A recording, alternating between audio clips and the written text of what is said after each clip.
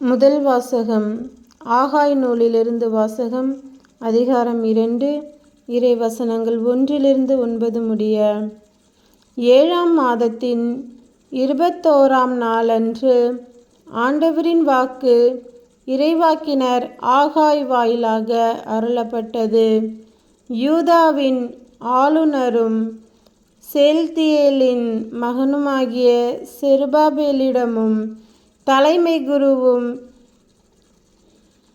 யோசதாக்கின் மகனுமாகிய யோசுவாவிடமும் மக்களுள் எஞ்சியிருப்போர் அனைவரிடமும் இப்பொழுது நீ போய் இவ்வாறு சொல்.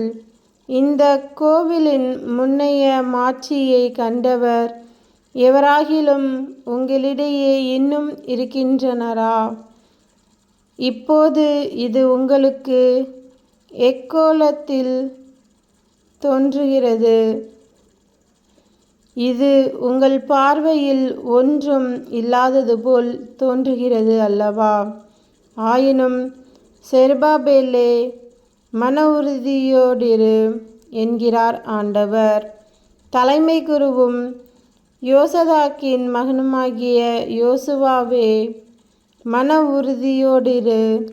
நாட்டிலுள்ள அனைத்து மக்களே, ஊக்கம் கொள்ளுங்கள், பணியை தொடருங்கள், ஏனெனில் நான் உங்களோடு இருக்கிறேன் என்கிறார் படைகளின் ஆண்டவர்.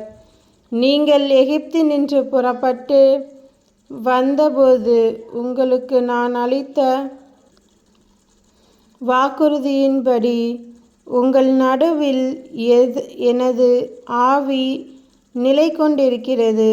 அஞ்சாதீர்கள், ஏனெனில் படைகளின் ஆண்டவர் கூறுவது இதுவே: இன்னும் சிறிது காலத்தில் நான் விண்ணுலகையும் மண்ணுலகையும் கடலையும் பாலை நிலத்தையும் நடுக்கமுறச் செய்வேன். வேற்றினத்தார் அனைவரையும் நிலைகுலைய செய்வேன். அப்போது வேற்றினத்தார் அனைவரின் விருப்பத்திற்குரியவைகளும் இங்கு வந்து சேரும். இந்த கோவிலை நான் மாட்சியால் நிரப்புவேன் என்கிறார் படைகளின் ஆண்டவர். வெள்ளி எனக்கு உரியது, பொன்னும் எனக்கு உரியது என்கிறார் படைகளின் ஆண்டவர். இந்த கோவிலின் முன்னைய மாட்சியை விட பின்னைய மாட்சி மிகுதியாயிருக்கும் என்கிறார் படைகளின் ஆண்டவர். இந்த இடத்தில் நான் நலம் நல்குவேன் என்கிறார் படைகளின் ஆண்டவர். ஆண்டவரின் அருள்வாக்கு. இறைவா, உமக்கு நன்றி. நற்செய்தி வாசகம். புனித லூக்கா எழுதிய நற்செய்தியிலிருந்து வாசகம். அதிகாரம் 9. இறை வசனங்கள் 18-22 முடிய. இயேசு தனித்து இறைவனிடம் வேண்டிக் கொண்டிருந்தபோது சீடர் மட்டும் அவரோடு இருந்தனர். அப்போது அவர்களிடம், நான் யார் என மக்கள் சொல்கிறார்கள் என்று அவர் கேட்டார். அவர்கள் மறுமொழியாக, சிலர் திருமுழுக்கு யோவான் எனவும், வேறு சிலர் எலியா எனவும், மற்றும் சிலர் முற்காலத்து இறைவாக்கினருள் ஒருவர் உயிர்த்தெழுந்துள்ளார் எனவும் சொல்கின்றனர் என்றார்கள். ஆனால் நீங்கள் நான் யார் என சொல்கிறீர்கள் என்று அவர்களிடம் அவர் கேட்டார்.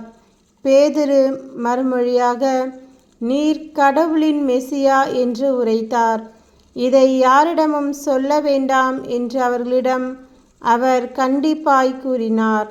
மேலும் இயேசு, மானிட மகன் பலவாறு துன்பப்படவும் மூப்பர்கள், தலைமை குருக்கள், மறைநூல் அறிஞர் ஆகியோரால் உதறி தள்ளப்பட்டு கொலை செய்யப்படவும் 3ஆம் நாளில் உயிருடன் எழுப்பப்படவும் வேண்டும் என்று சொன்னார்.